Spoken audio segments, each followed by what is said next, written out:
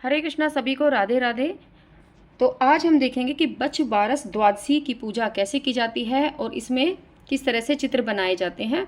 तो देखिए, इस तरह से एक चित्र बनाया जाता है। जो लाल कलर की, जो गेरू की जो मिट्टी होती है, उससे बनाया जाता है। तो इसमें 7 साहूकार के पुत्र बनाए जाते हैं। तो देखिए, ये 7 पुत्र बनाए हैं और 7 बहुएं बनाई जाती हैं और एक तालाब बनाया जाता है, जो बीच में ये तालाब है, और एक साहूकार साहूकारनी बनाए जाते हैं। और इस तरह 7 तिजोरियाँ बनाई जाती है और एक सीख का दरवाज़ा बनाया जाता है और बछड़े, इस तरह से 7 बछड़े बनाए जाते हैं।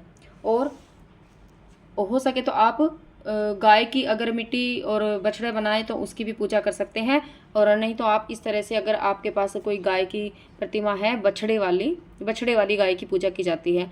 और आज के दिन आप गौशाला में जाकर भी पूजा गाय और बछड़े की पूजा कर सकते हैं, और गाय को चारा खिला सकते हैं, बछड़े को चारा खिला सकते हैं, और इस तरह से पूजा की जाती है। जो बछवारस द्वादशी है, ये भाद्रपद की कृष्ण पक्ष की द्वादशी को बछवारस के रूप में मनाई जाती है। इस दिन स्त्रियां भीगी हुई मोठ अंकुरित और बाजरा अंकुरित करके मध्याह्न के समय बछड़े को खिलाती हैं, और ये शाम के समय इसकी पूजा की जाती है। और इस दिन गाय का दूध, गाय का दही, गाय का घी वर्जित है, नहीं, इस व्रत में नहीं खाया जाता। और इस व्रत में जो है भैंस का दूध, भैंस का दही ही यूज़ किया जाता है। तो चलिए देखते हैं कि पूजा किस तरह से करनी है। तो सबसे पहले पूजा में हमें सबको छींटे देने होंगे। हम पूजा शुरू करते हैं। तो सबसे पहले हमें छींटे देने, छींटे भाव रूप से सबको स्नान करा देना है, और उसके बाद हमें तिलक करना है। हम साहूकार के जो हमने 7 बेटे बनाए हैं उनको भी हम तिलक कर देंगे, और उसके बाद जो हमने साहूकार की बहुएं बनाई हैं हम उनको भी तिलक कर देंगे। यहाँ पर जो साहूकार और साहूकारनी हमने बनाए हैं तो हम उनको भी तिलक कर देंगे, अपने तालाब को भी तिलक कर देंगे। और गाय के बछड़ों का विशेष पूजन किया जाता है, तो गाय के बछड़ों का भी पूजन कर देंगे।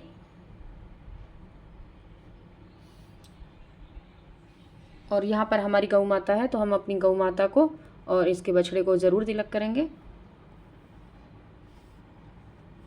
और यहाँ हमारा सीख का दरवाज़ा है, हम इन सबको तिलक कर देंगे। उसके बाद देखिए, ये आज की जो पूजा है इसमें गेहूँ चावल वर्जित है, तो चावल का यहाँ पे प्रयोग नहीं होगा। तो हमें हर पूजा में, अपनी पूजा में बाजरे का प्रयोग करना है। तो चावल के रूप में हमें यहाँ बाजरा चढ़ाना है, तो सभी को हम बाजरा अर्पित कर देंगे। यहाँ गाय के बछड़े को भी हम बाजरा अर्पित कर देंगे, सबको बाजरा अर्पित कर देंगे।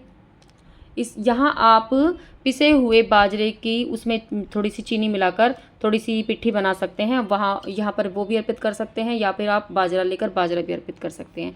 उसके बाद आप थोड़ा थोड़ा सभी को फूल अर्पित कर देंगे। सबसे पहले हम अपनी गौ माता को फूल अर्पित कर देंगे, और थोड़े थोड़े पुष्प, और अगर गाय के लिए आपने चारा लिया है तो आप चारा भी अर्पित कर देंगे। यहाँ गाय के बछड़े को भी आप चारा अर्पित कर देंगे, और थोड़े थोड़े पुष्प आप सभी को चढ़ा देंगे। यहाँ साहूकार और साहूकारनी को भी हमने पुष्प चढ़ाए हैं, और यहाँ हमने 7 ये जो बेटे बहू हैं इनको भी पुष्प अर्पित कर दिए हैं।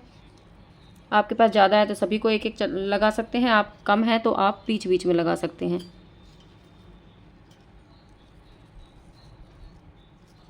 तो इसी तरह से पूजा की जाती है। आपके पास कोई फल है तो फल चढ़ा देंगे। इसमें केले का फल या खीरे का फल, आप कोई भी फल चढ़ा सकते हैं। वस्त्र रूपी सभी को कलावा अर्पित कर देंगे। साहूकार साहूकारनी को भी कलावा अर्पित कर देंगे।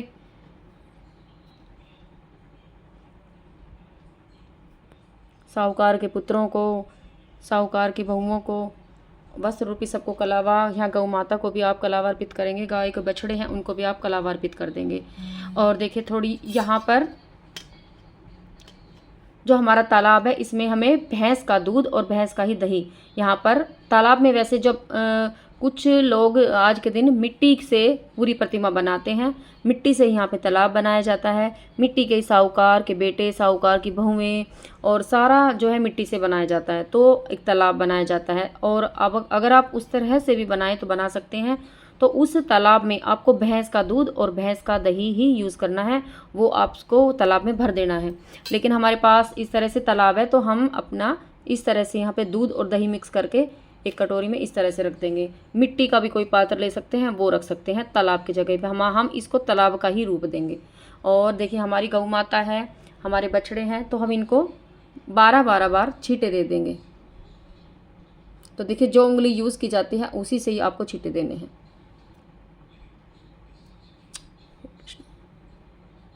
जय हो बछवारस मैया की, जय हो बछवारस मैया की, जय हो बछवारस मैया की, जय हो।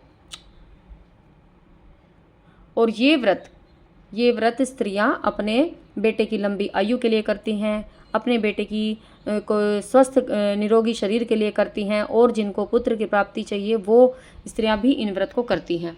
और बछवारस मैया की कृपा से उनको पुत्र की प्राप्ति होती है, या जिनके पुत्र को कोई बीमार है या किसी कष्ट में है, तो बछवारस मैया सभी के कष्ट दूर करती है। और देखिए जब भी हम कोई पूजा करते हैं तो आप दक्षिणा अवश्य रूप से चढ़ाएं। तो आप ये दक्षिणा यहाँ पर रख देनी है।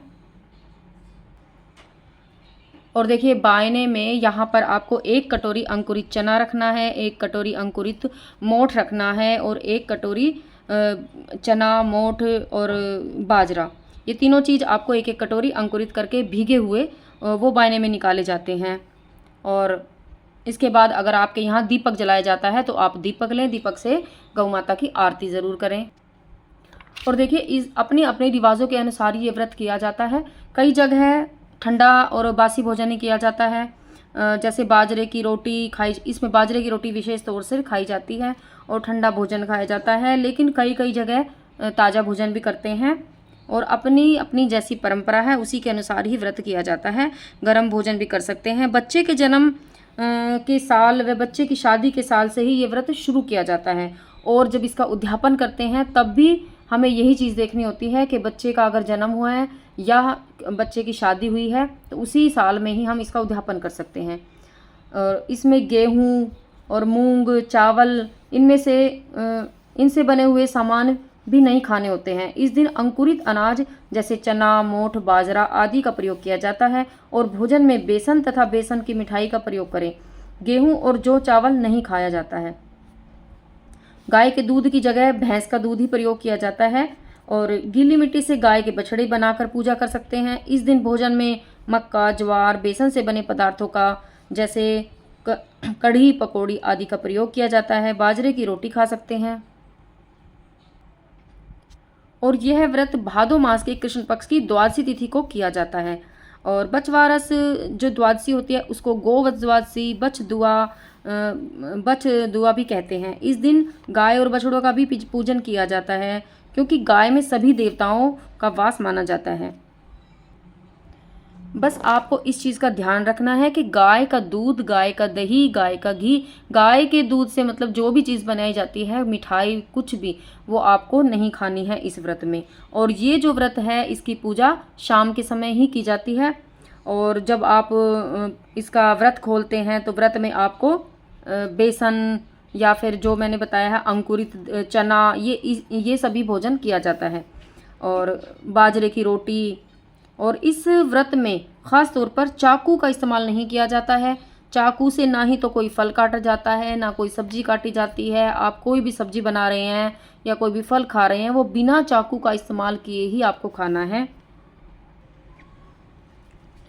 जो स्त्रियां ये व्रत करती हैं उनके घर में अकाल मृत्यु का भी भय नहीं रहता, और उनके पुत्र की लंबी आयु होती है। उनके बच्चे निरोगी स्वस्थ रहते हैं, निरोगी रहते हैं।